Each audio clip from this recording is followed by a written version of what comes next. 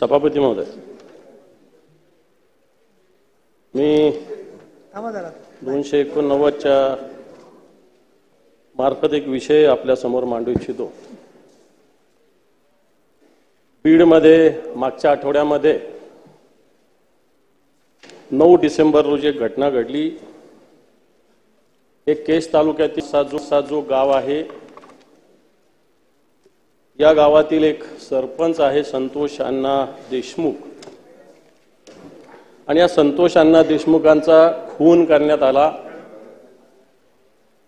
खून करत असताना तर या सगळ्या घटनेची पार्श्वभूमी जर बघितली तर यामध्ये एक या भागामध्ये कंपनी काम करते, Avaada energy private limited company नावाची कंपनी, आणि या कंपनीमध्ये काही लोक 6 तारखेला घुसण्याचा प्रयत्न करत होते। तिथल्या वॉचमनला त्यांनी मारहाण केली। मारहाण केल्यानंतर कंपनी ज्या क्षेत्रात आहे त्या भागातील सरपंचाला तिथल्या वॉचमननी, तो त्या गावातला राहणार असल्यामुळे त्याला फोन करून बोलावलं, आणि नंतर गावकरी आणि तिथल्या काही लोकांमध्ये बाचाबाची झाली। कंपनीच्या अधिकाऱ्यांनाही जे लोक आले होते त्यांनी मारहाण केली, आणि ही सगळी मारहाण झाल्यानंतर एक गुन्हा दाखल झाला, आणि हा गुन्हा दाखल झाला आणि लगेच या गुन्ह्यात जामीन सुद्धा झाली। सभापती महोदय, इथले जे पोलीस स्टेशनचे अधिकारी आहेत यांचा पूर्ण निष्काळजीपणा।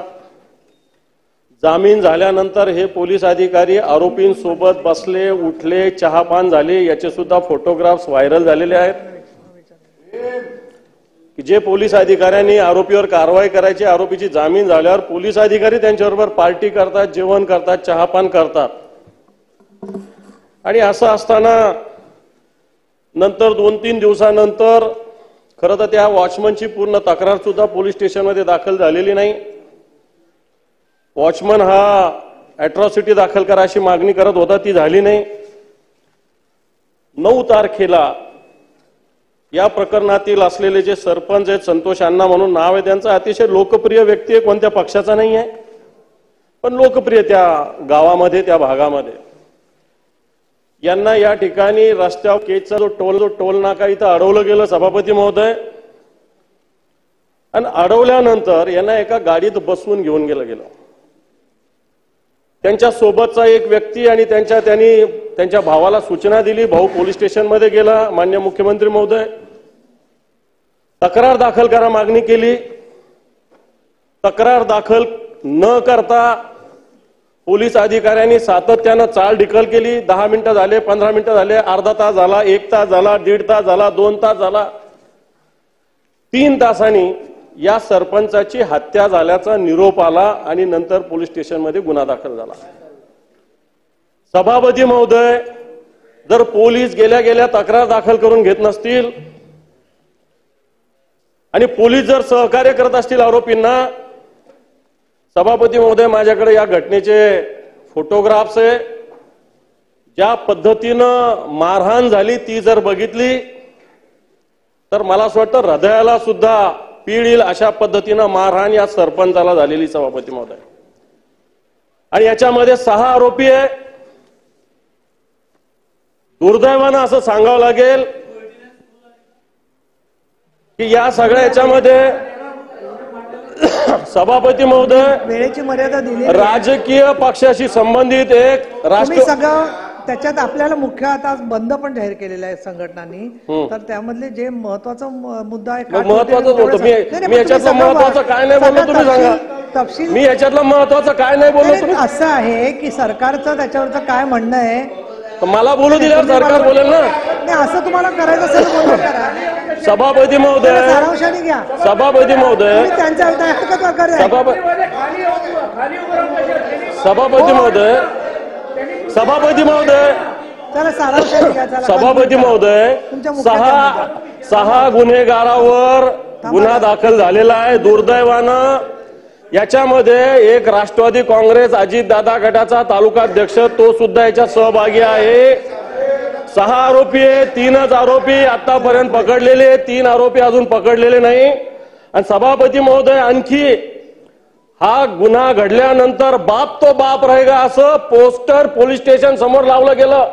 या आरोप्यांनी खून करून पोलीस स्टेशन वर बाप तो बाप रहेगा असं पोस्टर लावलं गेलं सभापती महोदय.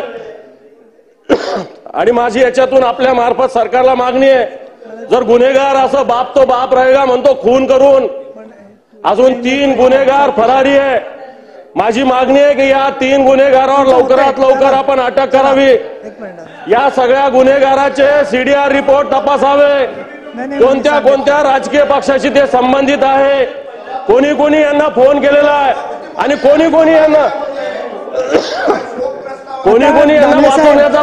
दानवे साहेब, आपण वेळ दिला नाही, पण बोलू द्या, म्हणजे आपण वेळेची मर्यादा पाळली पाहिजे. आपण सांगितलं होतं मी तुम्हाला परवानगी देते, पण थोडक्यात घ्या. आता बरोबर 5 मिनिटं झाली. 12 वाजून 10ला सुरू झालं, 6 मिनिटं झाली.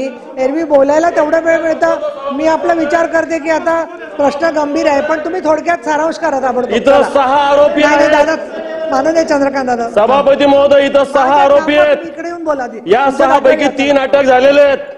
3 राजकीय पक्षाशी संबंधित आहे आणि 1 राजकीय पक्षाशी संबंधित असंही म्हणतात. मला माहिती नाही की आपल्या मंत्री असलेले एक जे बीड जिल्ह्यातले मंत्री आहेत, त्यांचे एक जवळचे वाल्मिक अण्णा नाव आहे त्यांचं, त्यांनी सुद्धा या आरोपींना फोन केले, या पोलीस स्टेशनला फोन केले.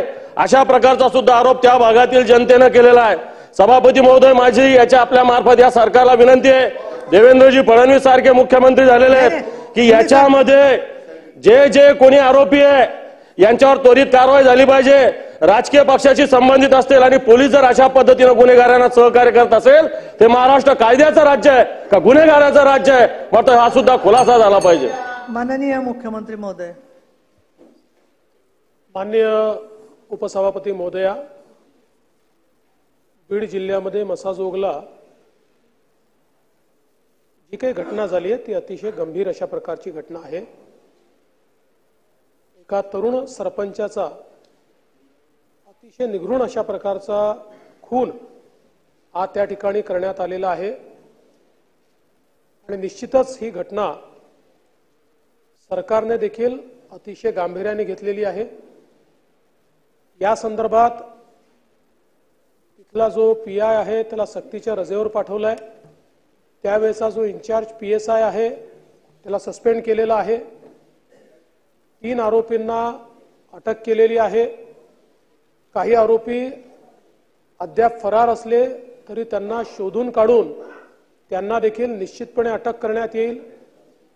मुळातच मी माननीय विरोधी पक्षनेत्यांना एवढंच सांगू इच्छितो की आरोपी कुठल्या पक्षाचा आहे, जातीचा आहे, धर्माचा आहे, कुठली भाषा बोलतो, कोणाशी संबंधित आहे, अशा प्रकारचा विचार न करता जो खरोखर घटनेमध्ये इन्व्हॉल्व असेल अशा प्रत्येकावर कारवाई केलीच जाईल.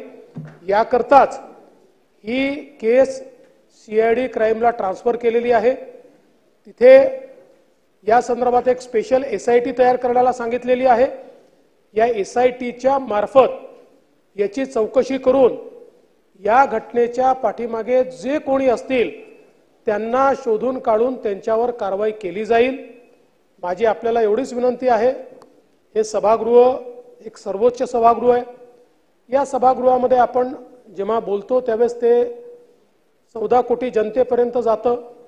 त्यामुळे मंत्र्यांच्या जवळचे वगैरे असं आपण ज्यावेळेस बोलतो त्यावेळेस विनाकारण ज्या मंत्र्यांचा काही त्यात इन्व्हॉल्वमेंट नसतं, सहभाग नसतो, अशा मंत्र्यांवर देखील कुठेतरी अंगुली निर्देश होतो. त्यामुळे मला असं वाटतं की सरकारवर सरकार पक्षाचा, विरोधी पक्षाचा कोणाचाही दबाव हा कुठल्याही आरोपीला वाचवा असा आलेला नाही, कोणाचाच नाही. त्यामुळे जे आरोपी निष्पन्न होतील आणि आम्ही याच्यामध्ये संपूर्ण टेक्निकल आणि एआय या दोन्हीचा वापर करतो. पहिल्यांदा काही गुन्हे आपण आता आर्टिफिशियल इंटेलिजन्सच्या माध्यमातून त्या ठिकाणी सगळी कनेक्टिव्हिटी शोधून काढतो. इथे देखील आपण ते करणार आहोत. त्यामुळे मी आपल्याला आणि आपल्या मार्फत महाराष्ट्राच्या जनतेला आश्वस्त करू इच्छितो की कोणीही गुन्हेगार असो यातला तो आम्ही सोडणार नाही. आणि ज्या ज्या पोलिसांनी त्या ठिकाणी कामचुकारपणा केला असेल, जाणीवपूर्वक केलं असेल, त्यांना कारवाई झाली आहे. अजून कोणी त्याच्यात इन्व्हॉल्व सापडला तर त्याच्यावरही कारवाई केली जाईल.